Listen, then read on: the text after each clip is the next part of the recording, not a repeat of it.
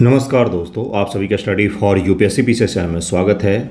आज तारीख है 24 अगस्त 2025 ईस्वी और आज के इस वीडियो में हम लोग ज्योग्राफी के कॉन्टिनेंट वाइज जो एमसीक्यू कर रहे थे उसी का अगला वीडियो होगा, जिसमें हम लोग आज एशिया कॉन्टिनेंट से रिलेटेड फैक्ट्स को प्रैक्टिस करेंगे। एक चीज़ और है, कई सारे बच्चों का पिछले 2-3 दिनों मैसेज आया है कि AETO का सिलेबस ऐसा है वैसा है, इसमें कैसे होगा, कठिन है, बहुत सारे फॉर्म भरे जाएंगे। तो कौन सा ऐसा एग्ज़ाम है जिसमें सिलेबस आसान लगता है आपको? कौन सा ऐसा एग्ज़ाम है जिसमें आप फॉर्म भरते ही आपका सिलेक्शन हो जाता है? दुनिया में 2 तरीके के लोग होते हैं, मैंने कितनी बार बताया है। एक होते हैं वो जो चीज़ों को लेकर के शिकायत करते रहते हैं और उसमें ढूंढते रहते हैं क्या इसमें कठिन है, जबकि दूसरे वो होते हैं जो शिकायत नहीं करते हैं बल्कि चैलेंज को एक्सेप्ट करते हैं, उस पर काम करके नौकरी लेते हैं। आप अभी तमाम तरह की दिक्कतें गिना सकते हैं कि रीजनिंग है, मैथमेटिक्स है, इंग्लिश है, कैसे करेंगे। जिनको करना होगा उन्होंने शुरू कर भी दिया होगा, प्रैक्टिस करना, पढ़ना शुरू कर दिया होगा, और जब रिजल्ट आता है तो उन्हीं लोगों का होता है। शिकायत करने वाले फिर से शिकायत करेंगे कि चोरी हुआ, धांधली हुआ, सेटिंग हुआ, इसलिए नहीं हुआ, वगैरह। सुबह सुबह इस तरह की चीज़ें मैं इसलिए बोल रहा हूँ ताकि आप समझें इस चीज़ को कि कोई भी परीक्षा होगा, कोई भी पद होगा, वो आसानी से आपको थाली में परोस कर नहीं मिलेगा। उसके लिए आपको मेहनत करना पड़ेगा, फाइट करना पड़ेगा, तब जाके आप एक सीट सिक्योर करने की स्थिति में आप आएंगे। सिक्योर करेंगे कि नहीं वो नहीं पता, लेकिन स्थिति में आप आएंगे, कंपटीशन के लायक बनेंगे। तो अगर आपको करना होगा तो कीजिएगा। जो SSC CGL कर रहे थे उनके लिए GS हेडेक बना हुआ होगा, क्योंकि GS में बहुत सारे सब्जेक्ट हैं भाई। जो BPSC की तैयारी कर रहे हैं उनके लिए रीजनिंग हेडेक बना हुआ है। तो यहाँ पर कोई ऐसा ज़्यादा खास अंतर नहीं है। अगर आप प्रैक्टिस करेंगे तो आसानी से स्कोर किया जा सकता है, निकाला जा सकता है। जितने मैंने साइंस के, करंट अफेयर के जितने भी वीडियो मैं करवा रहा हूँ सब AEDO के लिए भी होगा, जो बच्चे उसकी तैयारी करना चाहते हैं उनके लिए भी होगा। आज मैं उसका डिटेल सिलेबस और बुक लिस्ट वगैरह भी बता दूंगा ताकि आप तैयारी में लग जाएं। पहला सवाल देखिए क्या, और हर सवाल को हल करने का भी प्रयास कीजिएगा। क्षेत्रफल के हिसाब से एशिया का सबसे बड़ा देश कौन सा है? तो एशिया का सबसे बड़ा देश वही है जो दुनिया का सबसे बड़ा देश है। क्षेत्रफल के हिसाब से आधा दुनिया ही उसके पास में है। कौन सा देश है भाई? तो रूस है, जिसके पास में रकबा सबसे बड़ा है, दुनिया का सबसे बड़ा देश है यह। क्षेत्रफल के दृष्टिकोण से 17.1 मिलियन वर्ग किलोमीटर है, जिसमें करीब 13 मिलियन वर्ग किलोमीटर एशिया में है। यह एशिया का सबसे बड़ा देश है। चीन और भारत इससे काफ़ी छोटे हैं, भारत तो काफ़ी छोटा है इनसे। इसको याद रखिएगा, इसका आंसर बी हो जाएगा। रूस दुनिया में दूसरा सबसे बड़ा कॉन्टिनेंट में पूरे दुनिया में सबसे बड़ा देश है, मैं ये कहने का प्रयास कर रहा हूँ। इसका आंसर बी हो जाएगा। अगला सवाल है, आसान आसान से शुरुआत में सवाल होंगे, फिर कठिन सवाल भी आएंगे। ध्यानपूर्वक बस कीजिएगा इसको प्रैक्टिस। भारतीय उपमहाद्वीप की उत्तरी सीमा कौन सा पर्वत श्रृंखला बनाता है? भारतीय उपमहाद्वीप, उपमहाद्वीप जब कहा जाता है तो उसमें भारत, नेपाल, बांग्लादेश, पाकिस्तान, ये पूरा का पूरा द्वीप आ जाता है, ये पूरा श्रेणी ही आ जाता है। इसमें पूछा जा रहा है इसकी उत्तरी सीमा कौन डिसाइड कर रहा है? इसकी उत्तरी सीमा हिमालय है, हिमालय डिसाइड करता है। इसका आंसर ए हो जाएगा। हिमालय पर्वत श्रृंखला भारतीय उपमहाद्वीप की उत्तरी सीमा बनाता है, जो भारत, नेपाल, भूटान, तिब्बत को अलग करती है। यह दुनिया की सबसे ऊंची पर्वत श्रृंखला है। और एक चीज़ है कि जो प्राचीन काल में भारतवर्ष की अवधारणा थी, भारतवर्ष ये शब्द जो मिलता है उसमें हिमालय के दक्षिण से लेकर के नीचे समुद्र के ऊपर तक के हिस्से को पूरा भारतवर्ष की संज्ञा दी गई है, जिसमें पूरा भारत आएगा, अनडिवाइडेड इंडिया जितना भी है, अफगानिस्तान सहित पाकिस्तान, भारत, ये सारे की सारी श्रेणियां आती हैं। इसका आंसर ए हो जाएगा। एशिया की सबसे लंबी नदी कौन सी है? Ganga, Mekong, Sindhu, Yangtse. 4 यहाँ पर ऑप्शन दिए गए हैं, 4 में से निकालिए। इसका आंसर क्या हो जाएगा? एशिया की सबसे लंबी नदी पूछ रहा है आपसे, इसका आंसर क्या हो जाएगा? यांगजे नदी हो जाएगा। इसका आंसर डी हो जाएगा, जो चीन में बहती है, लगभग 6300 किलोमीटर लंबी है। एशिया की सबसे लंबी नदी है, यह दुनिया की तीसरी सबसे लंबी नदी। इसका अगर ओरिजिनेट देखेंगे तो ऐसे अगर चीन है तो यहाँ से निकलती है, इस प्रकार से ऐसे ऐसे बहती हुई यह चीन के पूर्वी भागों में अपना मुहाना बनाती, ये भी याद रखिएगा। एशिया का सबसे बड़ा रेगिस्तान कौन सा है? थार रेगिस्तान है, काराकुम है, गोबी है, अरब का रेगिस्तान है। 4 यहाँ पर ऑप्शंस दिए गए हैं, 4 में से आंसर निकालिए। इसका आंसर क्या हो जाएगा? इसका आंसर हो जाएगा गोबी जो मरुस्थल है, यह सबसे बड़ा मरुस्थल है एशिया का, जो कहाँ पर है? तो मंगोलिया और उत्तरी चीन में है। लगभग 1.3 मिलियन वर्ग किलोमीटर के क्षेत्रफल के साथ एशिया का सबसे बड़ा रेगिस्तान है यह। अब मुझे एक चीज़ बताइए, अभी तो वैसे आएगा सवाल, एशिया का सबसे छोटा रेगिस्तान कौन सा है? अगर ये पूछा जाए तो किस देश में स्थित है यह? ठीक है, देखते हैं अगला सवाल क्या है। मलक्का जल संधि किन दो क्षेत्रों के बीच में स्थित है? आसान आसान से ये सब सवाल हैं, ये सब तो गलत नहीं करेंगे आप। सुमात्रा और जावा, सुमात्रा और मलाय प्रायद्वीप, बोर्नियो और सुलावेसी, जावा और बोर्नियो। अगर ये भी आप गलत कर रहे हैं तो बहुत ही गलत बात है, ये सब सवाल गलत नहीं होने चाहिए कभी भी। इसका आंसर हो जाएगा बी, सुमात्रा और मलाय प्रायद्वीप के बीच में है, मलाय प्रायद्वीप के बीच में है मलक्का जल संधि, जो किसको जोड़ता है भाई? तो जो प्रशांत महासागर और हिंद महासागर को जोड़ता है। महासागर के तौर पर देखें तो इसका आंसर क्या हो जाएगा? इसका आंसर बी हो जाएगा, इसका आंसर बी हो जाएगा। एशिया का सबसे ऊंचा पठार कौन सा है? बहुत आसान है, यह तो तिब्बत का पठार है। इसको विश्व का छत भी कहते हैं, विश्व का छत भी कहते हैं। क्यों है भाई, क्यों है बना ये? जब हिमालय का निर्माण हो रहा था, अर्थात भारतीय ऑस्ट्रेलियाई प्लेट यूरेशियाई प्लेट से टकरा रहे थे, तो दो प्लेटों के टकराने से पहले पीछे का जमीन मुड़ेगा, उसके पश्चात से हिमालय का निर्माण होगा। तो पीछे का जो जमीन मुड़ के ऊपर उठ गया ना, जैसे ये दो प्लेट अगर टकरा रहे हैं, इनके टकराने से यहाँ की जमीन मुड़कर जो ऊपर उठ जाएगी, उसी को तिब्बत का पठार कहा जाता है। और तिब्बत का पठार को विश्व का छत इसलिए बोलते हैं क्योंकि तिब्बत में कोई पीक नहीं है, जैसे पर्वत में पीक होता है ना, इसमें कोई पीक नहीं है, बल्कि ये समतल उठा हुआ भूमि है, जिसको पठार कहा जाता है। और यह तिब्बत का पठार, इसको विश्व का छत भी कहते हैं इसी कारण से, क्योंकि काफ़ी ज़्यादा ऊंचा स्थल है यह। इसका आंसर डी हो जाएगा, डी हो जाएगा। 4500 मीटर की औसत ऊंचाई है यह, एशिया का सबसे ऊंचा पठार है, इसका आंसर डी हो जाएगा। एशिया का सबसे बड़ा द्वीप कौन सा है? बोर्नियो द्वीप, सुमात्रा, होकाइडो या श्रीलंका का द्वीप? ये सवाल आपके प्रीलिम एग्जाम में पूछा जा चुका है यूपीपीएससी में। इसका आंसर क्या हो जाएगा? एशिया का सबसे बड़ा द्वीप पूछा गया है आपसे, इसका आंसर क्या हो जाएगा? इसका आंसर हो जाएगा बोर्नियो द्वीप है। यहाँ पर 3 देश भी स्थित हैं, इंडोनेशिया, मलेशिया और ब्रुनोई। ब्रुनोई अलग देश है, बोर्नियो द्वीप है, ये भी याद रखिएगा। इंडोनेशिया, मलेशिया और ब्रुनोई 3 देश भी यहाँ पर स्थित हैं और एशिया का सबसे बड़ा द्वीप है यह। दक्षिणी सागर के तट पर, यह दक्षिण चीन सागर के तट पर यह स्थित है, इसका आंसर ए हो जाएगा। अगला है मृत सागर किन दो देशों के बीच में स्थित है? कुछ दिन पहले जब मैंने इजराइल वगैरह के मैपिंग वाले सवाल करवाए थे, उस दौरान मैंने मृत सागर भी करवाया था आपको। इसका आंसर निकालिएगा कि इसका आंसर क्या हो जाएगा। इसका आंसर हो जाएगा ए, इजराइल और जॉर्डन, इसका आंसर हो जाएगा। इजराइल और जॉर्डन के बीच में मृत सागर स्थित है। ये भी मैंने बताया था कि दुनिया के सबसे निचला जगहों में से एक है यह, इसका आंसर ए हो जाएगा।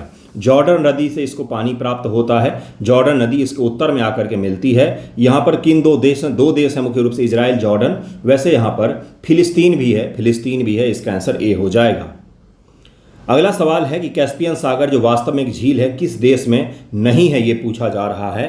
कैस्पियन सागर दुनिया का सबसे बड़ा झील कहा जाएगा इसको, लेकिन खारे पानी का है। इतना बड़ा झील है यह कि इसको सागर की संज्ञा दे दी गई है। अब आपसे पूछा जा रहा है कि किस देश से इसकी सीमा नहीं लगती है?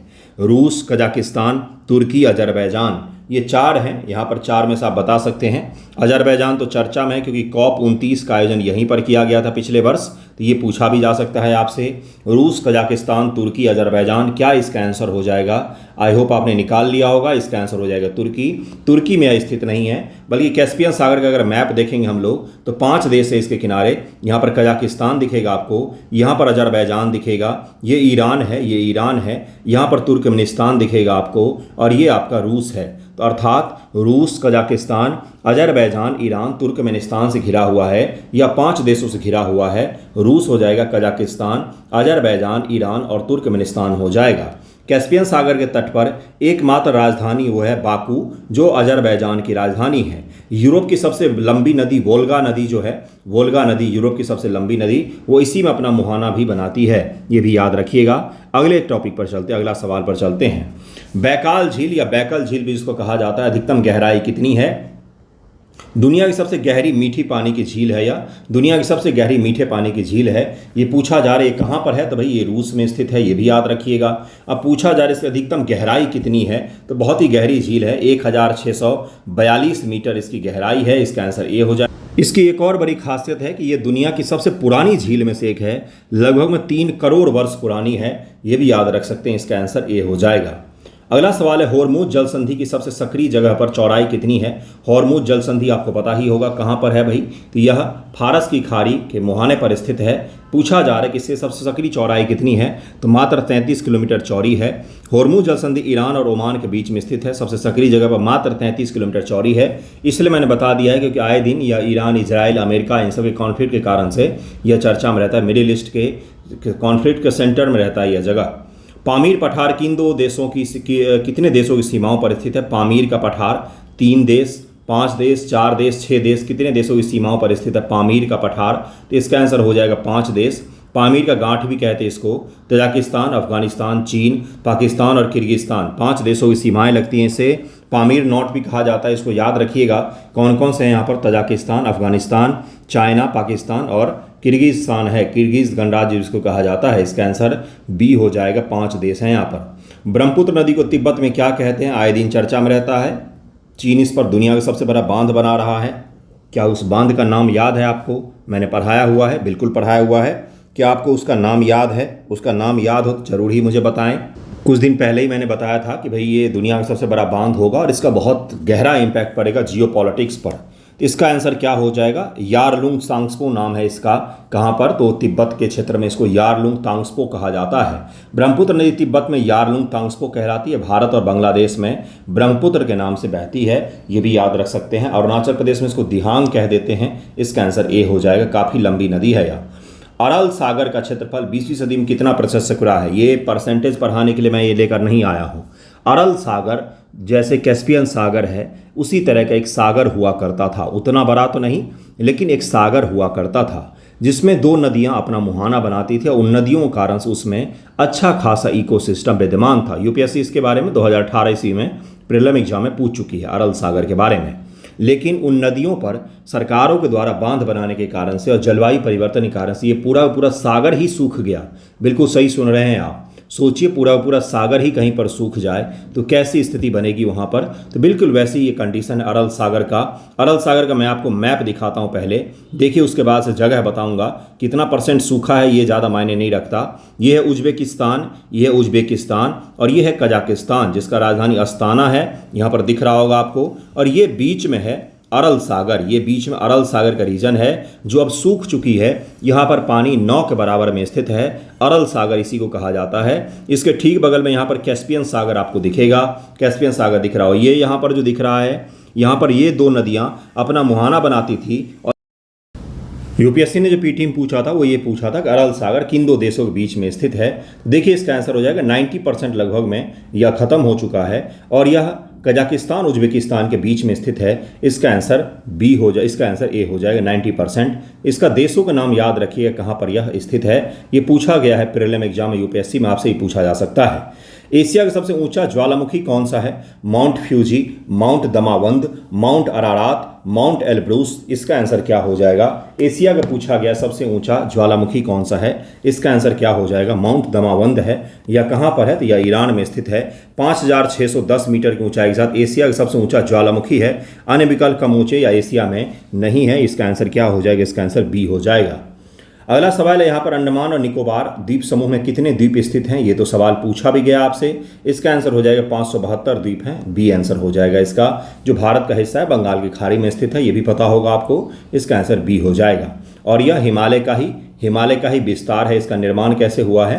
तो हिमालय का ही विस्तार है। हिमालय की श्रेणियों का, अराकान योमा की श्रेणियों का नीचे बंगाल की खाड़ी के क्षेत्रों में विस्तार है यह।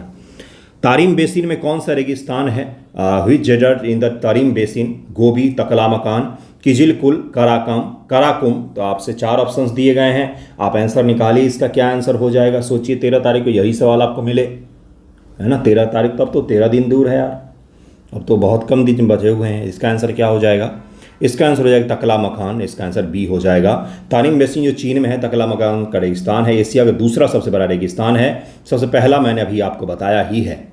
अगला सवाल है मेकॉन्ग नदी कितने देशों से होकर बहती है? अभी मैंने कम्युनिटी पर, यूट्यूब कम्युनिटी पर पोस्ट डाला था कि मेकॉन्ग नदी का मुहाना कहाँ पर है। इसी प्रकार के सवाल पूछे जा सकते हैं आपसे एग्जामिनेशन में, क्योंकि यूपीएससी ने मेकॉन्ग नदी के बारे में पूछा और इसको मैच करने के लिए दिया था। मेकॉन्ग के सामने लिखा हुआ था अंडमान सागर, मेकॉन्ग नदी के सामने लिखा हुआ था अंडमान सागर, और यह प्रीलिम एग्जाम में पूछा जा चुका है। इसका आंसर क्या हो जाएगा? इसका आंसर हो जाएगा बी। 6 देशों से होकर बहती है। कहाँ से? तो चीन, Myanmar, Laos, Thailand, Cambodia, Vietnam. कहाँ से निकलती है? चीन से ओरिजिनेट होती है और वियतनाम के पश्चात से दक्षिण चीन सागर में अपना मुहाना बनाती है। इसको भी याद रखिएगा, दक्षिण चीन सागर में अपना मुहाना बनाती है। दक्षिण चीन सागर में अपना मुहाना बनाती है। एक चीज़ और है ये जो नदी बहती है ना, इतने ऊबड़ खाबड़ पहाड़ी भागों से, पठारी भागों से बहती है कि ये नौगम्य नहीं है, अर्थात इसका अधिकांश जो भाग है उसमें नौकायन नहीं किया जा सकता है, नौकाएं नहीं चलाई जा सकती है। मेकॉन्ग विश्व की सबसे प्रमुख नदियों में से एक है, जो तिब्बत से शुरू होकर चीन के यूनान प्रांत, म्यांमार, थाईलैंड, लाओस, कंबोडिया से होकर बहती है। लंबाई के अनुसार विश्व की 13वीं सबसे लंबी नदी है और प्रवाह के आयतन दर के अनुसार से विश्व की 10वीं सबसे बड़ी नदियों में से एक है। ये भी याद रखिएगा। इसका आंसर बी हो जाए। अगले सवाल पर चलते हैं। अगला सवाल देखिए क्या है। एशिया का सबसे ऊंचा पर्वत शिखर कौन सा है? Mount Everest, K2, Kanchenjunga, Lhotse. यहाँ पर 4 ऑप्शंस दिए गए हैं। इसका आंसर क्या हो जाएगा? एशिया का सबसे ऊंचा पर्वत शिखर कौन सा हो जाएगा भाई? तो माउंट एवरेस्ट ही हो जाएगा। जो दुनिया का सबसे ऊंचा है, इसका आंसर ए हो जाएगा। माउंट एवरेस्ट की ऊंचाई जो है 8,848 मीटर है और K2 की ऊंचाई 8,611 मीटर है। कंचनजंगा 8,586 मीटर है और लोहेत्से जो है 8,516 मीटर है। इसका आंसर क्या हो जाएगा? बी इसका आंसर हो जाएगा। अगला सवाल है कि मेकॉन्ग नदी का डेल्टा किस क्षेत्र में स्थित है? Thailand, Vietnam, Laos, Myanmar. तो इसका आंसर हो जाएगा वियतनाम में स्थित है। इसका आंसर बी हो जाएगा। मेकॉन्ग नदी का डेल्टा वियतनाम में है, जहां यह दक्षिण चीन सागर में मिलती है। चावल उत्पादन के लिए काफ़ी प्रसिद्ध है। और मेकॉन्ग नदी के किनारे किस देश का कैपिटल है? मेकॉन्ग नदी किनारे किस देश का कैपिटल है? अगर आपसे ये पूछा जाए तो क्या बोलेंगे? जैसे यूरोप की एक नदी है, आप जरा सर्च कीजिएगा, यूरोप का ज्योग्राफी तो आपने पढ़ा ही होगा। यूरोप की एक नदी है जिसके किनारे सबसे ज़्यादा राजधानी स्थित है यूरोप के अलग अलग देशों का। तो आप मुझे बताइएगा ज़रा सर्च करके कि भाई कौन सा ऐसा देश है। यूरोप वाला अगर मैं करवाता हूँ तो उसको भी मैं करवाऊँगा। इसका आंसर बी हो जाएगा। बी इसका आंसर हो जाएगा। एशिया का सबसे छोटा रेगिस्तान कौन सा है? तो दस्त-ए-मार्गे रेगिस्तान है। अभी यही सवाल पूछा था मैंने। यह अफगानिस्तान में स्थित है बंधुओं और यह एशिया का सबसे छोटा रेगिस्तान है। सबसे छोटा रेगिस्तान है। इसका आंसर बी हो जाएगा। बी इसका आंसर होगा। याद रखिएगा, इसको पूछा जा सकता है। बेरिंग जल संधि किन दो महाद्वीपों को अलग करती है? तो एशिया और उत्तरी अमेरिका को अलग करती है। अभी हाल फिलहाल में ही अलास्का में बैठक हुआ है भाई, रूस के राष्ट्रपति और अमेरिका के राष्ट्रपति का। ये भी पूछा जा सकता है। ये बेरिंग के जल संधि के ठीक बगल में ही स्थित है। पहले बेरिंग की जल संधि नहीं हुआ करती थी। पहले उत्तरी अमेरिका और एशिया का उत्तरी भाग साइबेरिया जुड़े हुए होते थे। तभी तो जो मानव उद्गमित हुए हैं, कहाँ से? अफ्रीका से जो प्राचीन मानव चले हैं, होमोसेपियंस चले हैं, वो चल करके अमेरिका और दक्षिण अमेरिका तक कैसे पहुँचे भाई? अगर बीच में सागर था तो इतना लंबा सागर तो उस समय के मानव नहीं पार कर सकते थे। तो पहले ये जुड़ा हुआ होता था। बीच में समय के साथ यह भाग जो है बर्फ पिघलने के कारण से वहाँ पर बेरिंग के जल संधि का निर्माण हुआ है। तो ये भी याद रख सकते हैं आप। इसका आंसर बी हो जाएगा। इसका आंसर बी हो जाएगा। अगला है तिब्बत पठार की ऊंचाई, औसत ऊंचाई कितनी है तिब्बत के पठार की? तो 4,500 मीटर है। 4,500 मीटर। इसको विश्व का छत कहा जाता है। लाल सागर को हिंद महासागर जोड़ने वाली संधि का क्या नाम है? कुछ दिन पहले ही पढ़ा है। ये सब तो काफ़ी आसान सवाल है। इसका आंसर क्या हो जाएगा? बाब अल मांडेब इसको कहते हैं। बाब अल मांडेब कहते हैं। लाल सागर का नाम लाल सागर क्यों है, ये भी मैंने बताया था। बाब अल मांडेब जल संधि लाल सागर के हिंद महासागर के एडन की खाड़ी, जिसको अदन की खाड़ी भी कहते हैं, इससे जोड़ता है। अदन की खाड़ी का नाम अदन क्यों है, ये भी बताया था कि यमन का एक शहर है अदन, जो उसके ठीक तट पर स्थित है, इसीलिए उसका अदन की खाड़ी या एडन की खाड़ी भी कहते हैं उसको। इसका आंसर बी हो जाएगा। हिंदू कुश पर्वत श्रृंखला मुख्य रूप से किस देश में है? तो पाकिस्तान, अफगानिस्तान, भारत, तजाकिस्तान। मुख्य रूप से पूछा जा रहा है, मुख्य रूप से किस देश में स्थित है? इसका आंसर क्या हो जाएगा? इसका आंसर हो जाएगा अफगानिस्तान में है। हिंदू कुश का तात्पर्य होता था हिंदुओं का हत्यारा पर्वत, ये कहा जाता है इसको, हिंदुओं का हत्यारा पर्वत। इतिहास में कई बार ऐसे हुए कि यहाँ से बहुत सारे आक्रमणकारी आए जिन्होंने मास स्तर पर किलिंग की, इसलिए भी इसको कहा जाता है। हिंदू कुश का मतलब ही होता है हिंदुओं का हत्यारा। कुश का मतलब मारना या काटना होता है। ईरानी भाषा, फारसी भाषा का यह शब्द है। इसका आंसर बी हो जाएगा। देखिए क्या है कि इसका, हालांकि इसका कुछ हिस्सा पाकिस्तान में है लेकिन मुख्य रूप से अफगानिस्तान में है। इसकी सबसे ऊंची चोटी माउंट तिरिच मीर है, जो पाकिस्तान अफगानिस्तान सीमा के पास में 7,690 मीटर की ऊंचाई पर यह स्थित। अगला सवाल है सुलू सागर किस देश के द्वीपों के बीच में है? Indonesia, Philippines, Malaysia, Japan. इसका आंसर क्या हो जाएगा? इसका आंसर फिलीपींस हो जाएगा। इसका आंसर फिलीपींस हो जाएगा। सुलू सागर फिलीपींस के मिंदानाओ और सुलू द्वीप के मध्य स्थित है। फिलीपींस के राष्ट्रपति का कुछ दिन पहले ही भारत दौरा हुआ था, इसलिए इसको याद रखिएगा। भारत फिलीपींस के साथ रक्षा संबंधों को मजबूत भी कर रहा है। भारत ने ब्रह्मोस जैसे अत्याधुनिक तकनीक वाले मिसाइल भी बेचे हैं फिलीपींस को। येनिस नदी का उद्गम किस पर्वत श्रृंखला में होता है? तो सायन पर्वत में होता है, या रूस में स्थित है। सायन पर्वत में होता है। रूस के उत्तरी भागों में यह स्थित है। एशिया की सबसे लंबी नदियों में से एक है।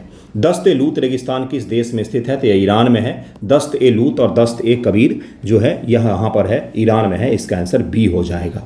अगला सवाल है, ताइवान जल संधि किस देश को मुख्य भूमि चीन से अलग करती है? ताइवान जल संधि के द्वारा चीन से कौन सा देश अलग होता है? जापान, दक्षिण कोरिया, ताइवान और फिलीपींस। 4 यहाँ पर ऑप्शन दिए हुए हैं। आसान सवाल है लेकिन एग्जाम में आप इसमें कंफ्यूज हो सकते हैं। इसका आंसर क्या हो जाएगा? ताइवान जल संधि किसके किसके बीच में स्थित है?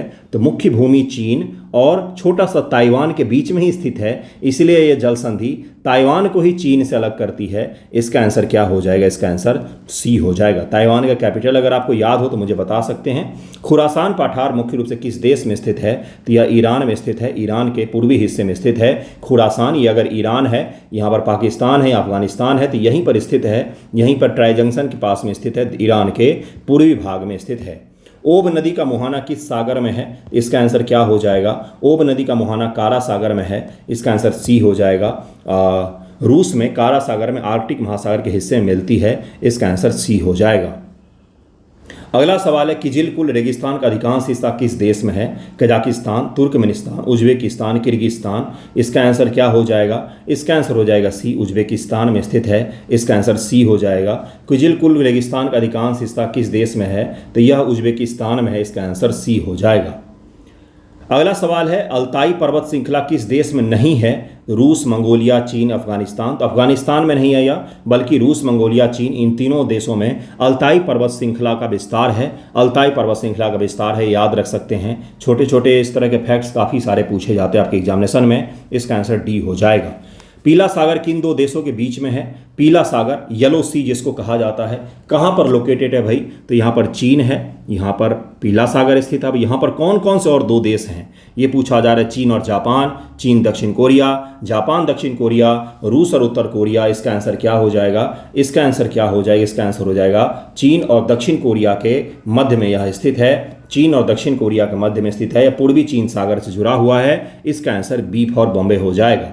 पीला सागर याद रखिएगा, येलो सी के बारे में पूछा जाता है। यहाँ पर कई सारे नदियों का मुहाना है, जिसके कारण से गाद के कारण से इसका अधिकांश जल जो है हल्का सा येलोइश दिखता है। इसका आंसर बी हो जाएगा। आमूर नदी का उद्गम किस देश में है? कुछ दिन पहले ही मैंने ये करंट अफेयर में पढ़ाया था आमूर नदी के बारे में। यहाँ पर एक विमान का दुर्घटना हुआ था, जिसके कारण से आमूर नदी और उसकी घाटी जो है चर्चा में थी। मंगोलिया, रूस, चीन, उत्तर कोरिया किस देश में इसका उद्गम पूछा जा रहा है? तो उद्गम इसका चीन से होता है। चीन से होता है। आमूर नदी का उद्गम चीन में है, या रूस के साथ सीमा बनाती हुई बहती है। आमूर नदी पूर्वोत्तर एशिया की प्रमुख नदी है। रूस से चीन के बीच प्राकृतिक सीमा बनाती है। यह इसे हेइलोंग नदी के नाम से भी जाना जाता है। चाइनीज भाषा में, मंडारिन जो भाषा है उसमें कहा जाता है। यह दुनिया की 10वीं सबसे लंबी नदी है, जिसकी लंबाई 2824 किलोमीटर है। और बस यही है। यहाँ पर कुछ नदियों के संगम भी हैं, वो सब आपको उतना ज़्यादा फैक्ट्स नहीं पूछा जाएगा। ठीक है, अगले सवाल पर चलते हैं। अगला सवाल देखिए क्या है। काराकुम नहर का निर्माण किस देश में हुआ है? Uzbekistan, Turkmenistan, Kazakhstan, Tajikistan. Karakum नहर दरअसल बहुत फेमस नहर है और यह इन 2 देशों की, चूंकि ये कम बारिश वाले देश हैं इसलिए इसमें नहरों का बड़ा महत्व है, क्योंकि यहाँ पर बहुत कम नदियाँ हैं, बहुत कम वर्षा वाले जगह है, इसलिए पूछा जा सकता है। इसका आंसर हो जाएगा तुर्कमेनिस्तान में है। बी आंसर हो जाएगा। काराकुम नहर तुर्कमेनिस्तान बनाई गई है, जो आमू दरिया नदी से पानी लेती है। सुमात्रा द्वीप का सबसे ऊंचा पर्वत कौन सा है? Mount Kerinci, Mount Rinjani, Mount Agung, Mount Bromo. इसका आंसर क्या हो जाएगा? सुमात्रा पर्वत का माउंट केरेंची सबसे ऊंची पर्वत श्रृंखला है। सुमात्रा द्वीप इंडोनेशिया का सबसे ऊंचा पर्वत है, 3805 मीटर इसकी ऊंचाई है। अगला सवाल है, गोदावरी नदी का उद्गम किस भारतीय राज्य में है? बहुत आसान सवाल है यह, तो बिल्कुल ही चुटकियों बजाते हुए सब लोग कर लेंगे, है ना। इसका आंसर हो जाएगा महाराष्ट्र में है। महाबलेश्वर के समीप से निकलती है, त्र्यंबकेश्वर। गोदावरी महाराष्ट्र के नासिक जिले में त्र्यंबकेश्वर के पास से शुरू हो, मैंने महाबलेश्वर बोल दिया था। महाबलेश्वर से तो कृष्णा नदी शायद निकलती है। हाँ, कृष्णा नदी निकलती है। इसका आंसर क्या हो जाएगा? यहाँ से गोदावरी नदी निकलती है। गोदावरी नदी के बारे में थोड़ा सा और डिटेल देख लेते हैं। महाराष्ट्र, तेलंगाना, आंध्र प्रदेश, छत्तीसगढ़, उड़ीसा इसका बेसिन का विस्तार है। गोदावरी नदी का अंतिम बिंदु बंगाल की खाड़ी, आंध्र प्रदेश के समीप में यह बहती है। प्रमुख सहायक नदी है प्राणहिता, इंद्रावती, मंजीरा और सबरी। ये पूछा जा चुका है आपके प्रीलिम एग्जाम में। 2 दिन पहले ही जो मैंने पेपर डिस्कस किया उसमें भी था। गोदावरी नदी प्रणाली दक्षिण भारत में सबसे बड़ा है, या दक्षिण भारत के ही इसको गंगा भी कहा जाता है। ये भी याद रखिएगा। किसके आधार पर गंगा कहा जाता है? तो लंबाई के आधार पर, जल धारण क्षमता के आधार पर कहा जाता है। पवित्रता के आधार पर कावेरी है जिसको गंगा कहा जाता है। अगले सवाल पर चलते हैं। सेंटो अंतर्देशीय सागर किस देश में स्थित है? जापान, दक्षिण कोरिया, चीन और ताइवान। सेंटो अंतर्देशीय सागर क्या बोला जा रहा है? इनलैंड सी कहाँ पर लोकेटेड है? तो इसका आंसर हो जाएगा यह जापान में स्थित है। जापान में स्थित है, जापान में है। होन्शु, शिकोकू और क्यूशु द्वीपों के बीच में यह स्थित है। इसका आंसर ए हो जाएगा। अरब रेगिस्तान का अधिकांश हिस्सा सऊदी अरब में स्थित है। सऊदी अरब अरेबियन जो प्रायद्वीप है उसका सबसे बड़ा देश है और अरब रेगिस्तान का सबसे बड़ा हिस्सा इस एकमात्र देश में है, वो है सऊदी अरब। अगला सवाल है कि साल्वीन नदी का मुहाना किस सागर में स्थित है? साल्वीन नदी का मुहाना, तो इसका आंसर हो जाएगा यह अंडमान सागर में स्थित है। साल्वीन नदी जो चीन, थाईलैंड, म्यांमार से बहती है, अंडमान सागर में यह अपना मुहाना बनाती है। याद रखिएगा इसको कि ये सवाल पूछ लेता है कई बार। लाओस की राजधानी किस नदी किनारे बसी है? तो लाओस की राजधानी मेकांग नदी किनारे बसी है। लाओस की राजधानी वियंतियाने मेकांग नदी के किनारे बसी हुई है। ये भी याद रखिएगा। लाओस दक्षिण पूर्व एशिया का लैंड लॉक्ड एक कंट्री है। इसका आंसर ए हो जाएगा। त्सुशिमा जल संधि किन दो देशों के बीच में स्थित है? जापान, दक्षिण कोरिया। जापान, चीन। दक्षिण कोरिया, उत्तर कोरिया। रूस और जापान। तो जापान और दक्षिण कोरिया के बीच में यह स्थित है। जापान और दक्षिण कोरिया के बीच में यह स्थित है। इसका आंसर ए हो जाएगा। दक्कन पठार का अधिकांश हिस्सा किस भारतीय राज्य में है? तो महाराष्ट्र में है। दक्कन पठार का अधिकांश हिस्सा महाराष्ट्र में है, महाराष्ट्र में स्थित है। इसका आंसर ए हो जाएगा। दक्कन पठार का अधिकांश हिस्सा जो है महाराष्ट्र में स्थित है। महाराष्ट्र का काफ़ी बड़ा स्तर पर विस्तार है, आपको पता ही होगा। तो इसमें दक्कन का अधिकांश हिस्सा को कवर करता है। बाकी तेलंगाना में भी इसका विस्तार है। इसका आंसर ए हो जाएगा। माउंट अरारात किस देश में स्थित है? तुर्की, आर्मेनिया, ईरान, अजरबैजान। जब तुर्की में भूकंप आया था तो उस दौरान ये चर्चा में रहा था। ये तुर्की में स्थित है, तुर्की कहा जाता है इसको, तुर्की में स्थित है। इसका आंसर ए हो जाएगा। माउंट अरारात 5137 मीटर ऊंचा है, तुर्की में है। इसका कुछ हिस्सा आर्मेनिया के सीमा के पास में भी है, लेकिन मुख्य रूप से यह तुर्की में स्थित है। इसका आंसर ए हो जाएगा। इरावदी नदी का डेल्टा किस देश में है? इरावदी नदी आपको पता होगा। इरावदी डॉल्फिन भी आपने पढ़ा होगा। Myanmar, Thailand, Bangladesh, Vietnam. इसका आंसर क्या हो जाएगा? यह म्यांमार में स्थित है। इसका आंसर ए हो जाएगा। इरावदी नदी का डेल्टा म्यांमार में है, जहाँ यह अंडमान सागर में मिल जाती है। इसका आंसर ए हो जाएगा। ए इसका आंसर हो जाएगा। लाट पेउर से जल संधि किन दो देशों के बीच में स्थित है? पेरू से जल संधि किन दो देशों के बीच में स्थित है? जापान और रूस। जापान, दक्षिण कोरिया। रूस और चीन। उत्तर कोरिया और रूस। चूँकि ये क्षेत्र कमचटका प्रायद्वीप के कारण भी चर्चा में रहा है, इसीलिए इस प्रकार के सवाल डाले गए हैं। इसका आंसर क्या हो जाएगा? जापान और रूस के बीच में स्थित है। जापान और रूस के बीच में स्थित है। पेरू से जल संधि जापान के होक्काइडो और रूस के सखालिन द्वीप के बीच में स्थित है। सखालिन अगर आप देखेंगे ये रूस है, यहाँ पर आपको दिखेगा सखालिन द्वीप विस्तारित। तो इसका आंसर क्या हो जाएगा? इसका आंसर ए हो जाएगा। याद रखिएगा इस प्रकार के सवालों को, यह काफ़ी इंपॉर्टेंट है। ये पूरा रीजन ही इस बार चर्चा में रहा है। इसका आंसर ए हो जाएगा। अगला है कि सिंधु नदी का उद्गम किस पठार में होता है? बहुत आसान सवाल। तिब्बत पठार में होता है। तिब्बत में, जहाँ यह भारत पाकिस्तान में बहती है और पंजाब के मैदान का निर्माण करती है। पंजाब के मैदान का निर्माण सिंधु नदी और उसकी सहायक नदियाँ पंचनद जो नदियाँ हैं उनके मिलन से हुआ है। इसका आंसर बी हो जाएगा। माउंट फ्यूजी की ऊंचाई कितनी है? दरअसल में यह जापान में है। दुनिया के सबसे ज़्यादा टूरिस्ट यहाँ पर विजिट करते हैं देखने के लिए इसको, माउंट फ्यूजी। और ये ज्वालामुखी पर्वत है, बहुत खूबसूरत है। ओवर टूरिस्ट से परेशान हो गए थे यहाँ के लोग, इसलिए वहाँ पर उन्होंने माउंट फ्यूजी के सामने दीवार बना दिया था कि लोगों को दिखे ना, क्योंकि बहुत ज़्यादा पर्यटक यहाँ पर आने लग गए थे, लोग परेशान हो गए थे। तो ये भी एक न्यूज़ का कारण रहा था इसका चर्चा में रहने का। तो ये भी मैंने आपको बता दिया है। इसका आंसर क्या हो जाएगा? 3776 मीटर इसकी ऊंचाई है। जापान में स्थित है और यह प्रसिद्ध ज्वालामुखी पर्वत है, बहुत खूबसूरत है देखने में यह।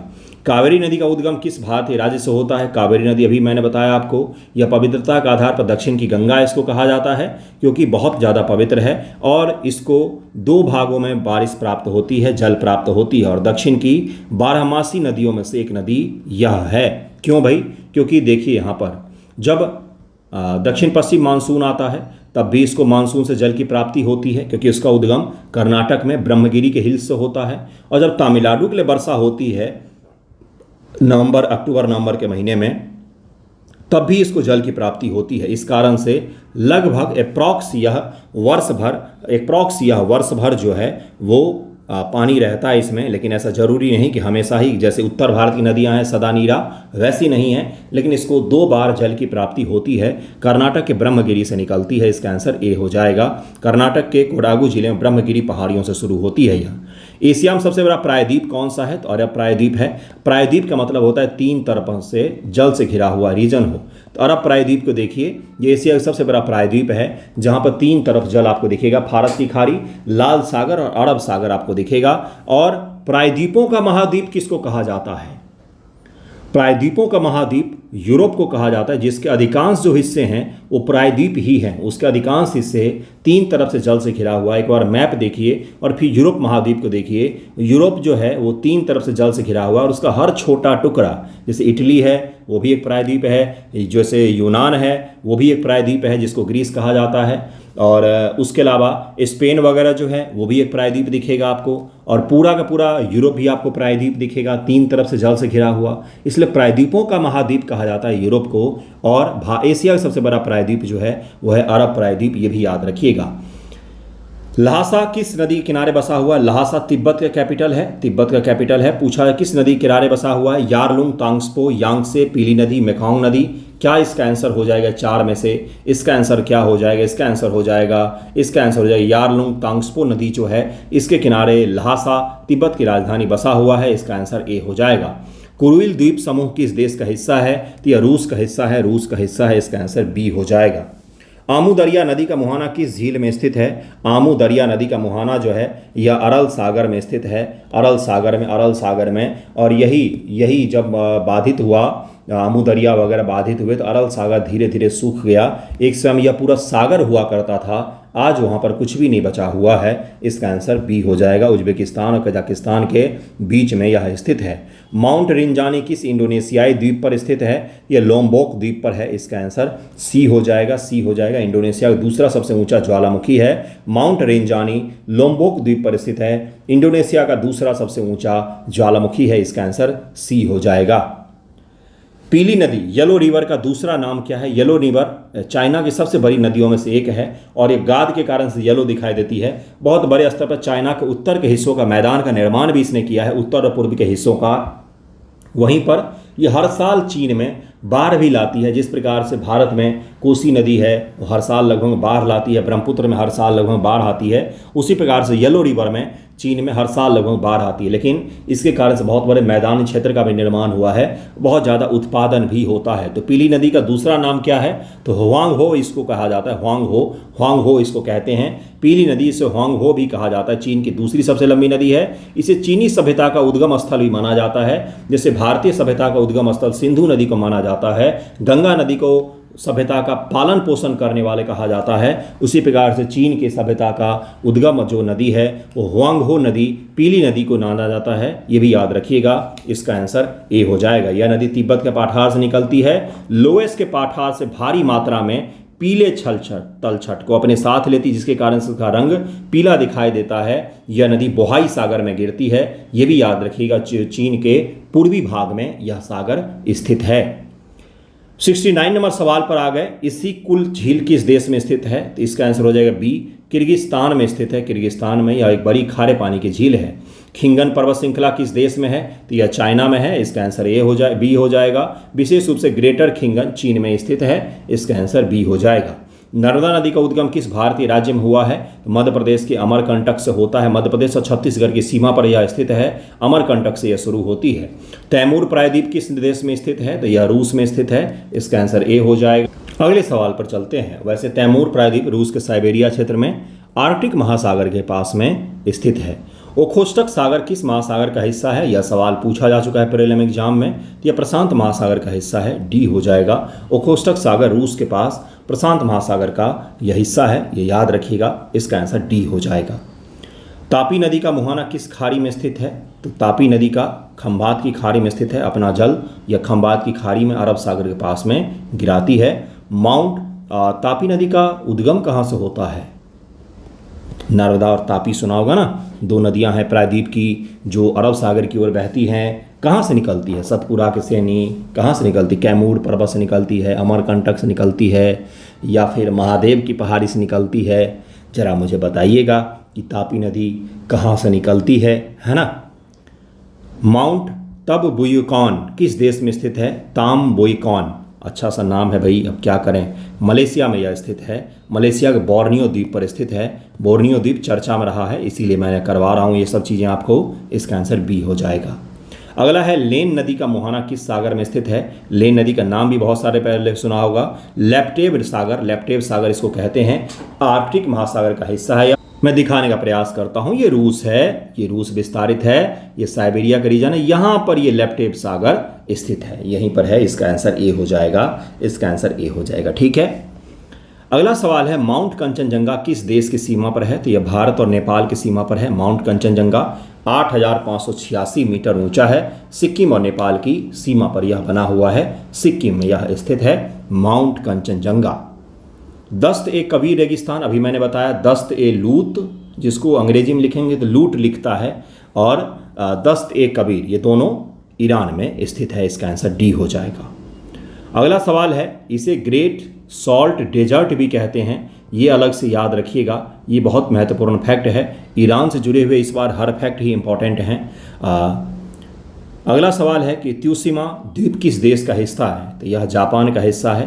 त्यूशिमा द्वीप जापान का हिस्सा है, या त्यूशिमा जल संधि में स्थित है, जापान का हिस्सा है, जापान के मध्यवर्ती हिस्सा है। इसका आंसर ए हो जाएगा।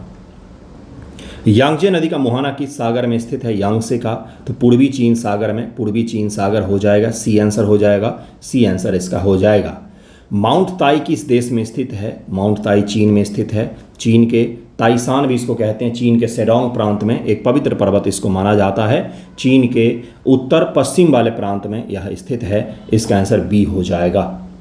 साइबेरिया का सबसे ठंडा क्षेत्र कौन सा है? तो याकुत्स्क कहते हैं इसको, साइबेरिया का भी सबसे ठंडा क्षेत्र है, -50 तक यहाँ पर टेम्परेचर जाता है। और आपको पता है कि इस क्षेत्र में भी इंसानों का वास है, -50 डिग्री सी तक इसका तापमान जाता है, इस क्षेत्र में भी इंसानों का वास है। इसका आंसर ए हो जाएगा। बहुत कम है लेकिन है। मन्नार की खाड़ी किन दो देशों के बीच में स्थित है? भारत और श्रीलंका के बीच में स्थित है मन्नार की खाड़ी, और ये आपको पता होगा, इसमें कुछ भी अलग तो नहीं था। इसका आंसर ए हो जाएगा, हिंद महासागर का यह हिस्सा है। तुगुस्का नदी किस बड़ी नदी की सहायक नदी है? तो येनिसी नदी की सहायक नदी है, येनिसी की। तुगुस्का नदी रूस में येनिसी नदी की सहायक नदी है। माउंट अंगुंग किस इंडोनेशिया के द्वीप पर स्थित है? तो माउंट अंगुंग जो है यह बाली द्वीप पर स्थित है, बाली द्वीप पर स्थित है। बाली द्वीप आपको पता ही होगा, बहुत सारे लोग घूमने जाते हैं भारत से, यहाँ पर हिंदुइज्म, बुद्धिज्म और इनसे जुड़े हुए बहुत सारे मंदिर, बहुत सारे स्ट्रक्चर पाए जाते हैं। इसका आंसर सी हो जाएगा। सोग्दियाना क्षेत्र ऐतिहासिक रूप से किस आधुनिक देश में था? तो यह उज्बेकिस्तान में था। सोग्दियाना एक प्राचीन क्षेत्र मुख्य रूप से आधुनिक उज्बेकिस्तान में था। इसका आंसर ए हो जाएगा, इसका आंसर ए हो जाएगा। अगला है, तिब्बत पठार में कितने प्रमुख नदियों का उद्गम होता है? तो तिब्बत से बहुत सारी नदियों का उद्गम होता है। 10 बड़ी नदियां हैं एशिया की जिनका उद्गम तिब्बत से होता है। यांगसे, येलो, मेकांग, ब्रह्मपुत्र तिब्बत पठार से निकलने वाली 10 प्रमुख नदियों, पीली, यांगजी नदी, मेकांग, ब्रह्मपुत्र, सिंधु, गंगा, साल्वीन, ये सब की सभी नदी जो हैं, गंगा नहीं होगा, गंगा नहीं निकलती वहाँ से। इरावदी, सतलुज, आमू दरिया, ये सब के सब वहाँ से निकलती है। गंगा तो गंगोत्री ग्लेशियर से निकलती है। तो ये सारी नदियाँ एक ही जगह से तिब्बत के आस पड़ोस के क्षेत्रों से यह निकलती हैं। तिब्बत बहुत बड़ा रीजन है, तो वहाँ से इतनी सारी नदियाँ अलग अलग क्षेत्रों से निकलती है। जैसे मानसरोवर लेक के पास ब्रह्मपुत्र नदी और सिंधु नदी का उद्गम होता है, ये आपको पता होगा। अगला है, माउंट पिनातुबो किस देश में स्थित है? तो यह फिलीपींस में स्थित है। फिलीपींस में सक्रिय ज्वालामुखी है, लुजोन द्वीप पर यह स्थित है। होकाइडो द्वीप किस देश का हिस्सा है? तो होकाइडो, होन्शु, क्यूशू, शिकोकू, ये सब के सब द्वीप जो हैं ये जापान का हिस्सा है, जापान का है। होकाइडो, होन्शु, क्यूशू, शिकोकू, ये सब के सब जापान के द्वीप हैं। इसका उत्तर से दक्षिण क्रम भी आपको याद में रखना चाहिए, एक बार देख लीजिएगा, आपको याद हो जाएगा। वैसे ये सब द्वीप के बारे में पूछा जा सकता है। यह जापान का हिस्सा है, जापान इसका उत्तर हो जाएगा। अगला है, गंगा नदी की लंबाई लगभग कितनी है? तो 2525 किलोमीटर है, 2525 किलोमीटर है, 2525। पामीर पठार का सबसे ऊंचा शिखर कौन सा है? तो इस्माइल समानी शिखर इसको कहा जाता है। पामीर पठार का सबसे ऊंचा शिखर यही है। खंबात की खाड़ी किस भारतीय राज्य में स्थित है? तो गुजरात में स्थित है। इसका आंसर ए हो जाएगा। मैंने आपको एशिया महाद्वीप से जुड़े हुए अप्रॉक्स 100 सवाल प्रैक्टिस करवाए हैं और सारे शानदार सवाल थे। लगभग में सभी नदियों को कवर किया हमने, सभी बड़े देशों को कवर किया है, सभी बड़े पर्वत श्रृंखलाओं को कवर किया है और लगभग में जितने इंपॉर्टेंट रीजन थे सभी के MCQ मैंने कवर कर दिए हैं। आई होप आपका थोड़ा सा रिवीजन तो हुआ होगा। बाकी अगले वीडियो में हम लोग यूरोप को करने का प्रयास करेंगे। धन्यवाद आप सभी का।